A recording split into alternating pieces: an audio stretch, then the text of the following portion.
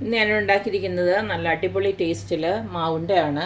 നമുക്ക് പുട്ടിൻ്റെ പൊടി വെച്ച് നല്ല സൂപ്പറായിട്ടുള്ള ഈ ഒരു മാവുണ്ട ഉണ്ടാക്കിയെടുക്കാൻ പറ്റും. അപ്പോൾ നമുക്ക് ഈ ഒരു സ്നാക്ക് എങ്ങനെയാണ് ഉണ്ടാക്കുന്നതെന്ന് നോക്കിയിട്ട് വരാം. മാവുണ്ട ഉണ്ടാക്കാനായിട്ട് നമുക്ക് ആദ്യം തന്നെ അവലേസ് പൊടി ഒന്ന് റെഡിയാക്കണം. അതിന് വേണ്ടിയിട്ട് 2 കപ്പ് പുട്ടുപൊടിയാണ് എടുത്തിരിക്കുന്നത്. ഇത് നമ്മുടെ ഈ ചെമ്പൈ പുട്ടുപൊടി എന്ന് പറഞ്ഞ ആ ഒരു പുട്ടുപൊടിയാണ്. ഏത് പുട്ടുപൊടിയാണെങ്കിലും എടുക്കാം. ഇനി ഇതിലേക്ക് ഒരു 2.5 കപ്പോളം തേങ്ങയുടെ ഇട്ടിട്ട് നന്നായിട്ടൊന്ന് മിക്സ് ചെയ്ത് വെക്കണം.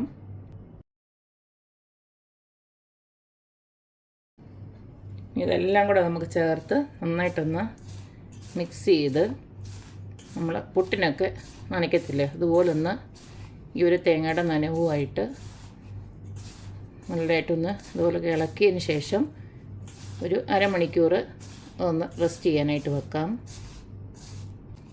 ആ ഒരു തേങ്ങയുടെ നനവിൽ ഈ ഒരു പൊടിയൊന്ന് നനഞ്ഞ് കിട്ടണം. ഇതിനെ ഇവിടെ ഇരിക്കട്ടെ. ഇനി അരമണിക്കൂറിന് ശേഷം നമുക്കിതിനെ ഒന്ന് വറുത്തെടുക്കണം. ഇപ്പോൾ നേരത്തെ മിക്സ് ചെയ്ത് വെച്ചിരുന്ന പുട്ടുപൊടിയും തേങ്ങയും കൂടെ നല്ലതായിട്ട് മിക്സായി വന്നിട്ടുണ്ട്. ഏകദേശം അരമണിക്കൂറിൽ കൂടുതൽ ഞാൻ വെച്ചിരുന്നു. ഇനി നമുക്കിത് നന്നായിട്ടൊന്ന് വറുത്തെടുക്കണം. അതിന് വേണ്ടിയിട്ട് ഞാൻ വേറൊരു പാനിലോട്ട് ഒന്ന് മാറ്റി കൊടുക്കുകയാണ്. ഇത് നമുക്ക് നന്നായിട്ടൊന്ന് വറുത്തെടുക്കണം. അപ്പം ഞാനിത് അടപ്പിലോട്ട് വെച്ച് കൊടുത്തിട്ടുണ്ട്. ഇനി നമുക്കിത് ഇളക്കി ഒരു ഗോൾഡൻ കളർ ആവുന്നിടം വരെയും നല്ലതായിട്ടൊന്ന് വറുത്തെടുക്കണം. അത് കുറച്ചൊന്ന് മെനക്കെട്ട പരിപാടിയാണ് ഈ വറുത്തെടുക്കുന്നത്. അത്രേ ഉള്ളൂ ഇതിനകത്ത് മെനക്കേട്, ബാക്കിയൊന്നുമില്ല. ബാക്കിയെല്ലാം എളുപ്പമാണ്. ഇതിനകത്ത് 1-2 ഐറ്റം കൂടെ ഇടാനുണ്ട്. അത് ഞാൻ ഇതൊന്ന് വറന്ന് കിട്ടട്ടെ. അത് കഴിഞ്ഞതിന് ശേഷം നമുക്കത് ഇട്ട് കൊടുക്കാം. നമ്മുടെ വറക്കാനിട്ടത് ഏകദേശം ഒരു 10 മിനിറ്റോളം വറുത്തു. അപ്പോഴാണ് ചെറുതായിട്ടൊന്ന് റെഡിയായി തുടങ്ങുന്നത്. ഇങ്ങനെ ഒന്ന് ചെറുതായിട്ടൊന്ന് മൂത്ത് വരുന്നുണ്ട്. പിന്നെ കൈവിടാതെ ഇളക്കിക്കൊണ്ടേ ഇരിക്കണം, അല്ലേ കരിഞ്ഞു പോകും. എല്ലാം ഒരുമിച്ച് നല്ലതായിട്ട് മൂത്ത് വരണം. നമ്മളെടുത്ത പൊടി വെള്ള കളറല്ലല്ലോ, അതുകൊണ്ട് എനിക്കിപ്പോൾ ഇതിനകത്ത് കാണുന്നുണ്ട് ഈ ഒരു ഗോൾഡൻ കളറിലായിട്ട് വരുന്നത്. എനിക്കറിയില്ല ക്യാമറയിൽ അത് കാണുമോ ഇല്ലയോ എന്നുള്ളത്. അപ്പോൾ നിങ്ങൾ വെള്ളയാ പൊടി എടുക്കുന്നതെങ്കിൽ ജസ്റ്റ് ഒരു ഗോൾഡൻ കളർ വരെ ഇത് വറുത്തെടുക്കണം. നമുക്ക് അറിയാൻ പറ്റും, നമ്മൾ ഇളക്കുമ്പോഴും അറിയാൻ പറ്റും. നേരത്തെ ഇച്ചിരി പാടായിരുന്നു ഇളക്കാൻ. ഇപ്പം നല്ല ലൈറ്റായിട്ട് നമുക്ക് ഇളക്കിയെടുക്കാം. മൂക്കുന്നതനുസരിച്ചിട്ട് ഈസി ആയിട്ട് ഇളക്കാം. ഇനി ഈ പൊടിയിലോട്ട് നമുക്ക് 2 സ്പൂണ് ചെറിയ ജീരകം കൂടെ ചേർത്ത് കൊടുക്കാം. നിങ്ങൾക്ക് ആ മണം ഇഷ്ടമാണെങ്കിൽ ചേർത്ത് കൊടുത്താൽ മതി. ആദ്യമേ ഇട്ട് കഴിഞ്ഞാൽ ഈ ഒരു ജീരകം അങ്ങ് കരിഞ്ഞു പോകും. അതുകൊണ്ടാണ് ഈ ഒരു സമയത്ത് ഇട്ട് കൊടുക്കുന്നത്. നമുക്കൊരു 5 മിനിറ്റും കൂടെ ഇളക്കിയിട്ട് ഓഫ് ചെയ്യാം. ഏകദേശം മൂത്ത് വന്നിട്ടുണ്ട്. അപ്പോൾ ഇത് നന്നായിട്ട് മൂത്ത് വന്നിട്ടുണ്ട്. നമുക്ക് നല്ലൊരു മണവും കിട്ടും കേട്ടോ. ഈ പൊടി മൂക്കുമ്പോൾ ഒരു മണവും ആ പൊടിയും തേങ്ങയും എല്ലാം കൂടെ ചേർത്ത് മൂക്കുന്നതിൻ്റെ ഒരു മണവും കിട്ടും. ഇനി നമുക്ക് സ്റ്റൗ ഓഫ് ചെയ്യാം. ഇനി നല്ലതായിട്ടൊന്ന് തണുത്തതിന് ശേഷം നമുക്കൊന്ന് പൊടിച്ചെടുക്കണം. അപ്പോൾ അതുവരെ ഒന്ന് വെയിറ്റ് ചെയ്യാം. അപ്പോൾ നമ്മുടെ അവലേസ് പൊടി ഉണ്ടാക്കിയതൊക്കെ നല്ലതായിട്ട് തണുത്ത് വന്നിട്ടുണ്ട്. ഇനി അത് നമുക്കൊന്ന് മിക്സിയിലിട്ട് പൊടിച്ചെടുക്കണം.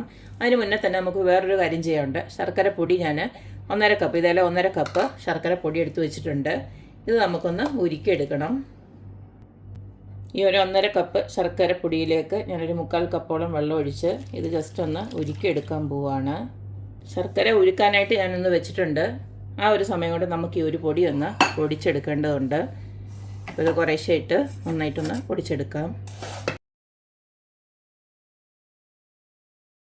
ഈ ഒരു രീതിയിൽ ഫൈനായിട്ടൊന്ന് പൊടിച്ചെടുത്തിട്ടുണ്ട്. ഇതിനെ നമുക്ക് ഈ ഒരു ബൗളിലോട്ട് ഇട്ട് കൊടുക്കാം. ബാക്കിയും കൂടെ നമുക്ക് ഇതുപോലെ പൊടിച്ചെടുക്കാം. അപ്പോൾ ഞാനിതെല്ലാം നല്ലതായിട്ട് പൊടിച്ച് വെച്ചിട്ടുണ്ട്. അതുപോലെ തന്നെ ശർക്കരയും ഉരുക്കി വെച്ചിട്ടുണ്ട്. ഇനി ഇതിലേക്ക് 1-2 ഐറ്റം കൂടെ ഇട്ട് കൊടുക്കാനുണ്ട്. ഇനി ഇതിലേക്ക് നമുക്ക് കുറച്ച് കറുത്ത എള്ള അങ്ങോട്ട് ഇട്ട് കൊടുക്കാം. കഴുകി ഉണക്കി വെച്ചിരിക്കുന്ന എള്ളാണ്. ഒരു 2 സ്പൂണോളം ഞാൻ ഇട്ട് കൊടുക്കുകയാണ്. നിങ്ങളുടെ താല്പര്യം അനുസരിച്ചിട്ട് കൂട്ടുകയും കുറയ്ക്കുകയൊക്കെ ചെയ്യാം. ഇനി ഇതിലേക്ക് ഒരു 2 സ്പൂണ് ഏലക്ക പൊടിച്ചത്, അതായത് ഏലക്കയും പഞ്ചസാരയോടെ ചേർത്ത് പൊടിച്ചത് 2 ടീസ്പൂൺ വരെ ഇട്ട് കൊടുക്കുകയാണ്. അതുപോലെ തന്നെ ഒരു 1/2 സ്പൂണോളം ചുക്കിൻ്റെ പൊടി കൂടെ ഇട്ട് കൊടുക്കുകയാണ്. ഇതെല്ലാം കൂടെ നമുക്കൊന്ന് മിക്സ് ചെയ്ത് വെക്കാം. ഈ ഒരു പൊടിയിൽ നിന്ന് കുറച്ച് പൊടി നമുക്കൊന്ന് മാറ്റി വെക്കണം. എന്തിനു വേണ്ടിയിട്ടാണെന്നുള്ളത് ഞാൻ കാണിച്ചു തരാം. എല്ലാം കൂടെ ഇട്ട് കൊടുക്കരുത് ശർക്കരയ്ക്കകത്തോട്ട്. നമ്മുടെ ഈ ഉരുക്കിയ ശർക്കര നമുക്ക് ഒരു നൂൽ പരുവാവുന്നിടം വരെ ഒന്ന് റെഡിയാക്കി എടുക്കണം. ഇനി അതൊന്ന് ചെയ്ത് വെക്കാം. അപ്പോൾ സെയിം പാനിലോട്ട് ഞാൻ ഈ ശർക്കര ഒന്ന് അരിച്ചൊഴിക്കാൻ പോവുകയാണ്. അപ്പോൾ ഞാൻ സ്റ്റൗ ഓണാക്കി കൊടുത്തിട്ടുണ്ട്. ഇത് ഒരു നൂൽ പരുവാവുന്നിടം വരെ നമുക്കൊന്ന് തിളപ്പിച്ചെടുക്കാം ഈ ഒരു ശർക്കരേനെ. ശർക്കര ഇങ്ങനെ നല്ലതായിട്ടൊന്ന് തിളച്ച് വന്നതിന് ശേഷം നമുക്ക് ഇത് ജസ്റ്റ് കൈകൊണ്ടൊന്ന് നോക്കണത് ഒരു നൂൽ പരുവോ ആയോ എന്നുള്ളത്. ചെറുതായിട്ട് ആയി വരുന്നുണ്ട്. ഒരു നൂൽ പരുവത്തിന് അപ്പുറം അങ്ങ് പോകരുത്, അന്നേരം ഉണ്ട ഭയങ്കര കട്ടിയായി പോവും.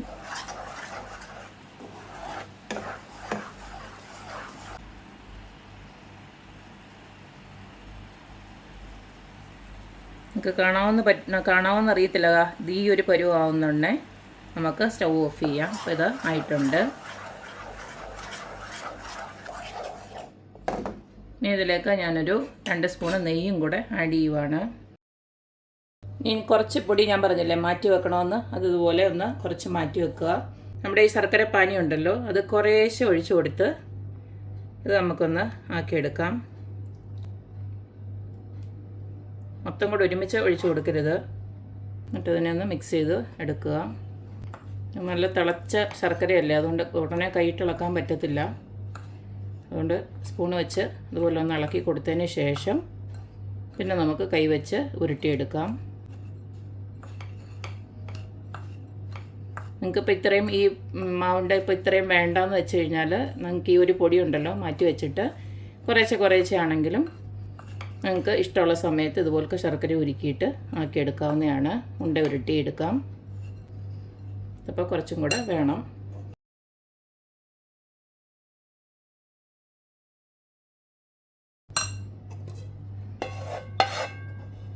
അപ്പോൾ ഞാൻ ഉരുക്കിയ ശർക്കര മൊത്തവും ഒഴിച്ചു കൊടുത്തിട്ടുണ്ട്. കാരണം അത് മൊത്തവും ആവശ്യം വരും. ഇപ്പോൾ ഞാൻ ഉരുക്കിയ ശർക്കരയെല്ലാം ഒഴിച്ചു കൊടുത്ത് ഇതെല്ലാം കൂടെ ചേർത്ത് ഈ ഒരു രീതിയിൽ മിക്സ് ചെയ്ത് വെച്ചിട്ടുണ്ട്. കാരണം ഇത്തിരി ഒരു നനമ്പോട് കൂടിയുള്ള ഒരു മിക്സാണ് നമുക്ക് വേണ്ടത്. എങ്കിലേ നമുക്കത് കറക്റ്റായിട്ട് ഉണ്ട പിടിക്കുമ്പോൾ കറക്റ്റായിട്ടത് നമുക്ക് കിട്ടത്തുള്ളൂ. അല്ലെങ്കിൽ ഭയങ്കര കട്ടിയായി പോവും. ഇതുപോലക്ക് സ്മൂത്തായിട്ട് നമുക്ക് പിടിക്കാനും പറ്റത്തില്ല. ഇതിനെല്ലാം നന്നായിട്ട് ഒന്നുകൂടെ മിക്സ് ചെയ്തതിന് ശേഷം നമുക്ക് ചെറിയ ചെറിയ ഉരുളകളാക്കി നമുക്ക് മാവുണ്ടയാക്കി എടുക്കാവുന്നതാണ്.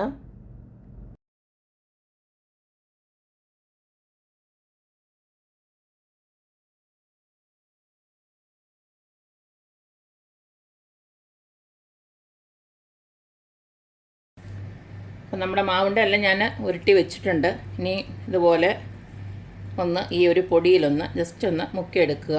അതിനാണ് ഈ ഒരു പൊടി വെച്ചിരുന്നത്. അപ്പോൾ നമ്മുടെ ഓണം സ്പെഷ്യൽ മാവുണ്ട ഇവിടെ റെഡി ആയിട്ടുണ്ട്. എല്ലാവരും ഇതുപോലെയൊക്കെ ഒന്ന് ഉണ്ടാക്കി നോക്കുക, അഭിപ്രായങ്ങൾ അറിയിക്കുക. അപ്പോൾ എപ്പോഴും പറയുന്ന പോലെ തന്നെ എൻ്റെ റെസിപ്പീസ് ഇഷ്ടമുള്ള എല്ലാവരും please like, share and subscribe. അപ്പോൾ ഇനി ഒരു അടിപൊളി വീഡിയോ ആയിട്ട് വരുന്നവരേക്കും ബൈ.